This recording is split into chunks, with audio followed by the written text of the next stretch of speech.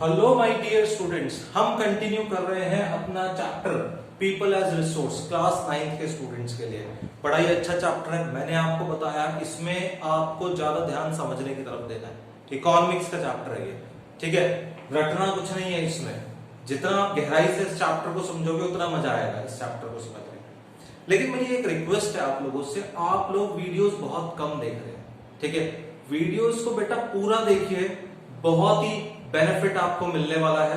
आपका एग्जाम भी यहीं कहीं से घूमकर आना है, आपको पता है बहुत ही अच्छे से, ठीक है। तो वीडियोस को पूरा देखना शुरू कीजिए और सभी स्टूडेंट्स इन्हें देखिए। अगर आपके फ्रेंड्स वीडियोस नहीं देख रहे हैं तो उन्हें बताइए कि वीडियोस को देखें, ठीक है। तो शुरू करते हैं, चलिए। पहले हम बात करेंगे इन्वेस्टमेंट की। बेटा इन्वेस्टमेंट बहुत जरूरी होता है, ठीक है। सपोज कीजिए आपके पेरेंट्स एक प्लॉट खरीदते हैं और वो एक इन्वेस्टमेंट करते हैं प्लॉट खरीदने में। उन्हें घर नहीं बनाना है, एक इन्वेस्टमेंट है उनकी। उन्होंने 10 लाख का प्लॉट खरीदा, 2 साल बाद जब वो उस प्लॉट को बेचना चाहेंगे तो वो क्या एक्सपेक्टेशंस होगी उनकी, बताइए क्या एक्सपेक्टेशन होगी। ऑब्वियसली सी बात है, वो उस प्लॉट को 10 की जगह अब 13-14 में बेचना चाहेंगे, क्योंकि वो रिटर्न चाहते हैं। जो उन्होंने पैसा इन्वेस्ट किया है उस इन्वेस्टमेंट वाले पैसे पर वो एक अच्छी क्या नाम है, रिटर्न चाहते हैं, ठीक है। इसलिए वो इन्वेस्ट कर रहे हैं। और आपको ये बात जानकर हैरान हो जाएगी अगर हो जाओगे आप लोग कि आपके पेरेंट्स आपको एजुकेटेड कर रहे हैं, आपको पढ़ा लिखा रहे हैं, आपको स्कूल भेज रहे हैं। ये भी उनकी एक इन्वेस्टमेंट है, ठीक है। आप कहोगे सर आप एक प्लॉट को हमारे से कैसे कंपेयर कर रहे हो।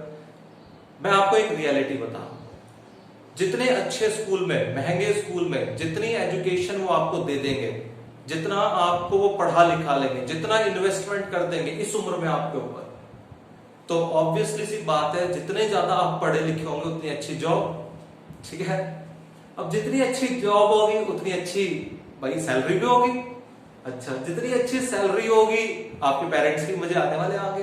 तो इसलिए इस उम्र में वो क्या चाहते हैं, वो आपके ऊपर बहुत ही अच्छा एक इन्वेस्टमेंट कर रहे हैं, ऑलरेडी कर रहे हैं, ठीक है। देखिए यहां मेरा पॉइंट भी सेम यही बात कह रहा है। क्या कहता है मेरा point, investment in human capital yields a return just like investment in physical capital। जिस तरह से फिजिकल कैपिटल में इन्वेस्टमेंट की जाती है, जिस तरह से पैसे को लगाया जाता है और पैसे से पैसा कमाया जाता है, उसी तरह से इंसानों पर भी एक इन्वेस्टमेंट की जाती है, ठीक है। और उससे भी सेम वही रिजल्ट निकलते हैं जैसे कि हम एक प्रॉपर्टी में पैसा लगा के रिजल्ट्स को एक्सपेक्ट करते हैं, ठीक है। एक दो केस हो सकता है, एक्सेप्शनल केसेस एग्जिस्ट एवरीवेयर। तो दूसरा पॉइंट देखिए, not only do the more educated and healthier people gain through higher income, society also gains. मतलब अब जब आप पढ़े लिखे हो जाओगे, आप पैसा कमाने लग जाओगे, तो उसका बेनिफिट केवल आपको नहीं मिलेगा, आपके पेरेंट्स को नहीं मिलेगा, पूरी सोसाइटी को। सपोज कीजिए you are an educated person and you have become a doctor. आप एक डॉक्टर बन गए, तो are you going to treat yourself, क्या आप अपना इलाज करते रहेंगे, और you are going to treat others as well. Obviously सी बात है, आप दूसरों का इलाज करेंगे तो ही पैसा कमा पाएंगे। जब आप दूसरों का इलाज कर रहे हैं, सपोज कीजिए आपके मोहल्ले पड़ोस में कोई रात को बीमार हो गया, ठीक है, तो आपके घर पहुंचा, आपने उसका इलाज किया, वो आपको बहुत थैंक यू भी बोलकर जा रहे हैं। तो आपके पढ़े लिखे होने से, आपके डॉक्टर होने से किसको फायदा मिल रहा है, पूरी सोसाइटी को फायदा मिल रहा है बेटा, पूरी सोसाइटी को। तो इसलिए पढ़ा लिखा होना बहुत जरूरी है, ठीक है। और अगर आपके पेरेंट्स आपके ऊपर इस एज पर इन्वेस्ट करने से कतरा रहे हैं तो उन्हें समझा दीजिए कि सर ने आज जो चैप्टर पढ़ाया है उसमें ये खास बातें मेंशन है कि इस एज पर जितना अच्छा इन्वेस्टमेंट होगा, जिस तरीके से इन्वेस्टमेंट किया जाएगा, उसी हिसाब से फ्यूचर में उसके रिजल्ट्स आने वाले हैं, ठीक है। तो ये बात बहुत ही अच्छे से आपके दिमाग में बैठ गई होगी मुझे लगता है। चलिए अगला पॉइंट देखते हैं। अगला क्वेश्चन है, बहुत ही इंपॉर्टेंट क्वेश्चन है, आपके एग्जाम्स में आने की पूरी उम्मीद है।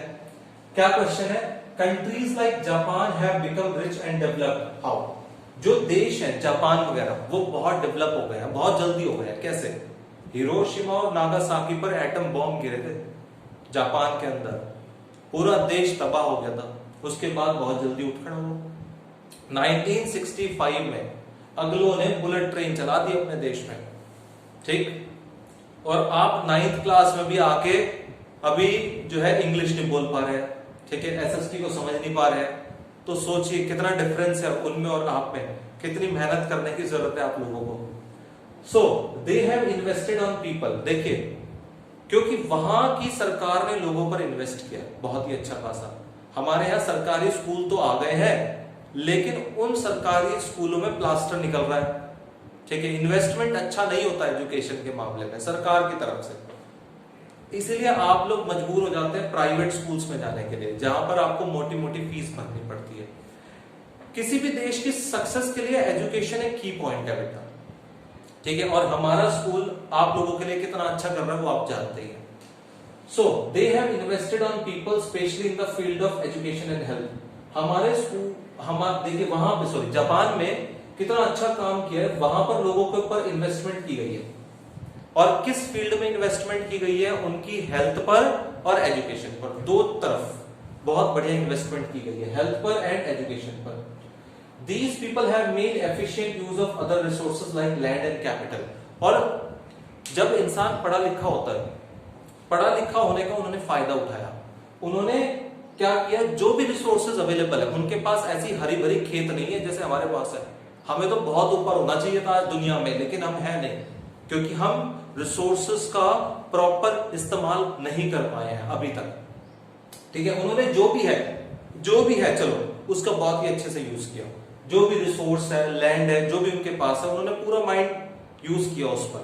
भाई 1965 में बुलेट ट्रेन चला दी थी उन्होंने। जब वहां के साइंटिस्ट ने बुलेट ट्रेन का प्रोजेक्ट स्टार्ट किया, they were abused by many other people. ठीक, उन्हें गालियां मिली, लोग कहते थे कि they are going to waste the money of the country. ठीक, on which project they are working? Can a train run at speed of 300 kilometre per hour? क्या कोई ट्रेन 300 की रफ्तार से दौड़ सकती है? और जब वहां ट्रेन दौड़ी 300 की रफ्तार से, सबके मुंह पर ताले लग गए। ठीक है, तो efficiency and technology evolved by people have made these countries rich. जिस टेक्नोलॉजी के साथ उन्होंने काम किया, एफिशिएंसी के साथ उन लोगों ने काम किया, जो वहां की जनता में आई, स्किल्स जो आई, उसके बेसिस पर जो उन्होंने काम किया, इसी की वजह से वो लोग आज बहुत ऊपर है। ठीक है, इसी की वजह से वो देश आज रिच है। चाइना का नाम आप सुनना नहीं चाहोगे, ठीक है, मैं आपको बता भी नहीं रहा हूं, लेकिन चाइना के लोगों ने भी छोटी छोटी चीजों का इस्तेमाल किया है और अपने देश को कहीं का कहीं पहुंचाया है। ठीक है, तो ये जो मैंने आपको बातें बताई आपको बहुत ही अच्छे से समझ में आ गई होगी। इन्वेस्टमेंट की क्या इंपॉर्टेंस है ये आपको समझ में आ गई होगी। बिजनेसमैन बन जाएंगे आप। ठीक है, थोड़ा सा गहराइयों से इन चीजों को समझ गए थे। चलिए ठीक है, तो thank you very much class. मुझे पूरी उम्मीद है ये आपको समझ में आ गया होगा। अरे मैंने आपको स्टोरी कहा था, मैं आपको स्टोरी सुनाऊंगा। अरे चलिए कोई नहीं, नेक्स्ट क्लास में पक्का, sure. Thank you class, thank you very much.